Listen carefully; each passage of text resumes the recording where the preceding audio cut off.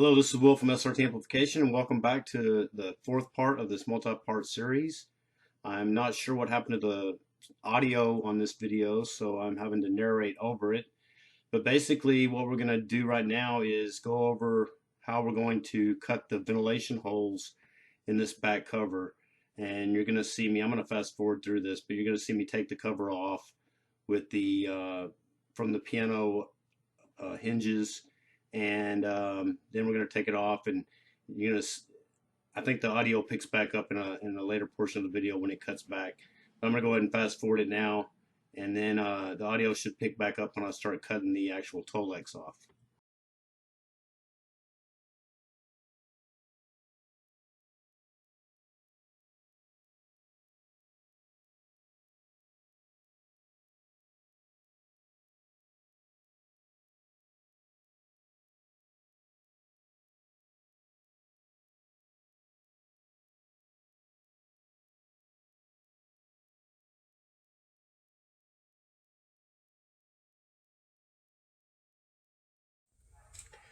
Okay, so what the plan is, I've got two square or rectangles rather marked out here in pencil, and what I want to do is cut this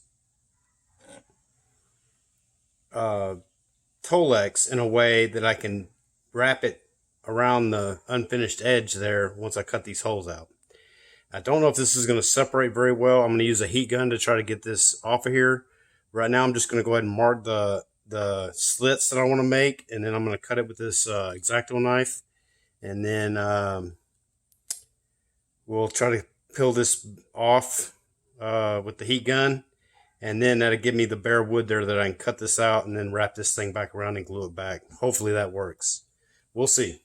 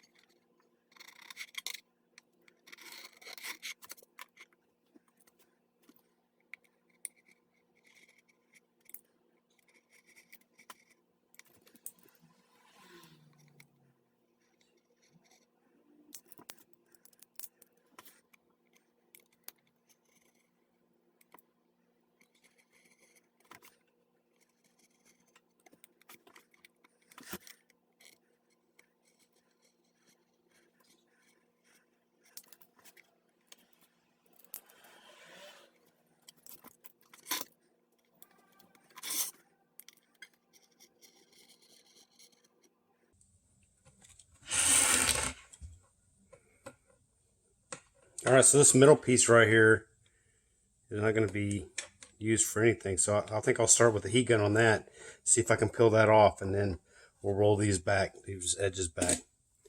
We'll see what happens with that. So let me get out the heat gun.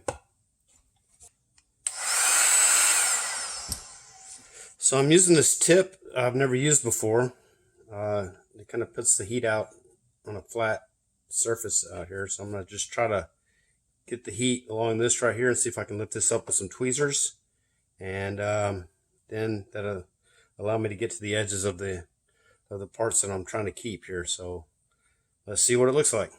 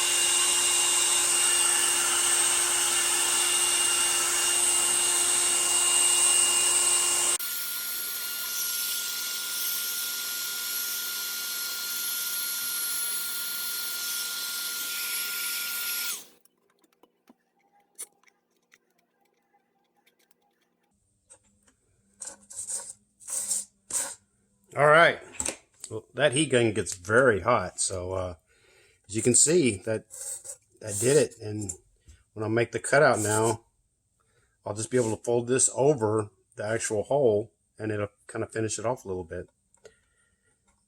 So I'll go ahead and do all these off camera and get this one knocked out as well, and get this cut out. And when we cut back, we should have a halfway decent finished product here. And I'll go ahead and roll these. Next time you see this, I'm going to go ahead and show you how I'm going to roll these over and glue them on the other side. But you can see that was pretty easy right there, just taking that off right there. So hopefully that's going to work. So stay tuned.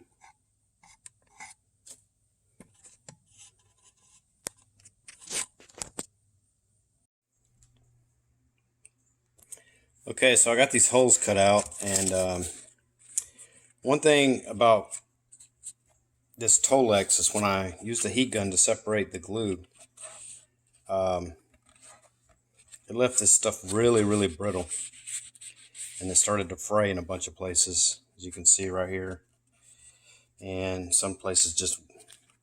But I also separated it from the glue on the other side too, so I got a lot to overlap on. It's just that what I probably should have done is overlapped. I should have made this front part this long piece like I did in the back. What I did in the back is I just split it. So I just split it right down the middle. So I would have had plenty to wrap over, and I could have glued it. It would have worked out real nice.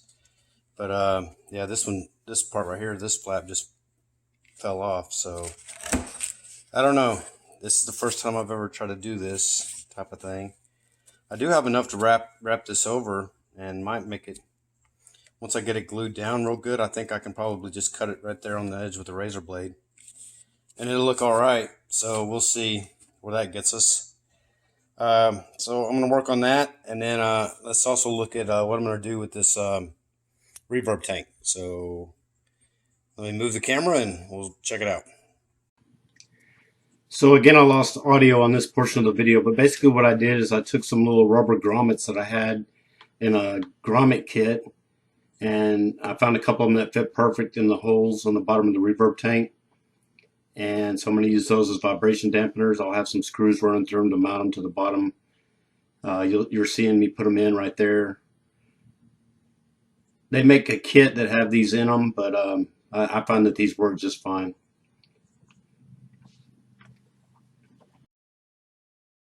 All right, so I got all four of them in there. Let's see what it looks like.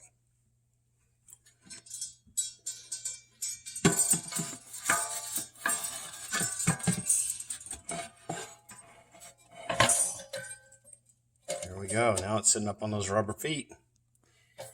And what I'll do is I'll drill some holes through there to put some mounting screws in there and cinch her down, and we'll be in business. So on the next episode of this multi-part series, we'll look at the holes, the finished vent holes that I've got in the panel, and we'll get that all mounted back up here on this piano hinge. And then we'll see what I've got populated already on the board, and we'll go from there. We'll probably only have another couple of episodes before this one's finished. So stay tuned for that. And again, thank you.